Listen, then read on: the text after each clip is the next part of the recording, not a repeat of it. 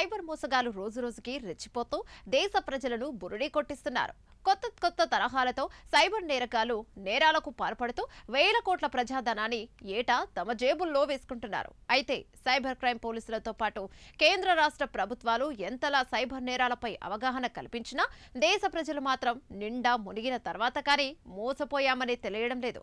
దీంతో సైబర్ కంత్రిగాళ్లు మాత్రం ఆన్లైన్ మోసాలతో పాటు డిజిటల్ అరెస్టులు, హనీ ట్రాప్ల పేరుతో ముంచుతున్నారు. అయితే ఓ వ్యక్తి మాత్రం ChatGPT సహాయంతో సైబర్ మోసగాడికి చుక్కలు చూపించారు. ఇప్పటి వరకు సైబర్ పోలీసులు కూడా చేయలేని విధంగా సైబర్ నేరగాన్ని రెడ్ హ్యాండెడ్ గా పట్టుకున్నాడు. అదెలా సాధ్యపడుతుంది? ఇక ముందు ChatGPT సహాయంతో సైబర్ నేరగాల ఆటలు కట్టించవచ్చా? Let's watch. ChatGPT ఈ మధ్య కాలంలో అందరూ వాడుతున్నారు. చిన్న పెద్ద తేడా లేకుండా ప్రతి విషయానికి ChatGPT పై డిపెండ్ అవుతున్నారు. అయితే ఢిల్లీలోని ఓ యువకుడు కాస్త స్మార్ట్ గా ఆలోచించి ChatGPTని స్మార్ట్ గా వాడుకున్నాడు. సైబర్ నేరగాన్ని రెడ్ హ్యాండెడ్ గా పట్టుకోవడంతో పాటు సైబర్ పోలీసులకు కొత్త క్లూను అందించాడు. ఆర్మీ అధికారిగా నమ్మించి మోసం చేయాలని చూసిన సైబర్ మోసగాడికి అతడు చుక్కలు చూపించాడు. ChatGPT సాయంతో వెబ్సైట్ లింక్ పంపించి మోసగాడి IP address, mobile camera hack చేసి ఫోటో సంపాదించాడు. ఆ వివరాలు అతడికే పంపడంతో సైబర్ మోసగాడు కాలబేరానికి వచ్చాడు. ఇకపై ఈ మోసాలకు స్వస్తి చెబుతానని తనను క్షమించమని ప్రాధేయపడ్డాడు. ఇక వివరాల్లోకి వెళ్తే ఢిల్లీకి చెందిన ఓ యువకుడికి ఫేస్బుక్ లో గుర్తు తెలియని వ్యక్తి నుంచి మెసేజ్ వచ్చింది. తన ఫ్రెండ్ CRPF ఆఫీసర్ అని సడన్ గా బదిలీ కావడంతో ఇంట్లోని ఫర్నిచర్ మొత్తం చాలా తక్కువ ధరకే అమ్మేస్తున్నాడని గుర్తు తెలియని వ్యక్తి చెప్పాడు. ఫర్నిచర్ ఫోటోలు పెట్టి అతి తక్కువ ధరకే ఇప్పిస్తానని అన్నాడు. అయితే ఆ ప్రొఫైల్ ఫోటో తన కాలేజీ సీనియర్ IAS ఆఫీసర్ దని ఢిల్లీ వాసి గుర్తించాడు.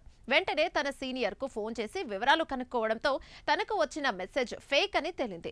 అయితే ఫేస్బుక్ ద్వారా ఫేక్ మెసేజ్ పెట్టి మోసం చేయాలని చూసిన ఆ చీటర్ తో ఆడుకోవాలని ఫిక్స్ అయిన ఢిల్లీ యువకుడు ఫర్నిచర్ కొంటానని చెప్పాడు. దీంతో మోసగాడు ఓ QR కోడ్ పంపి డబ్బులు చెల్లించాలని అడగగా ఆ కోడ్ స్కాన్ కావట్లేదని చెప్పి ChatGPT సాయంతో తయారు చేసిన ఫేక్ వెబ్సైట్ లింక్ ను మోసగాడికి ఆ యువకుడు పంపించాడు. ఆ లింక్ ఓపెన్ చేసి QR కోడ్ పోస్ట్ చేయాలని అడిగాడు.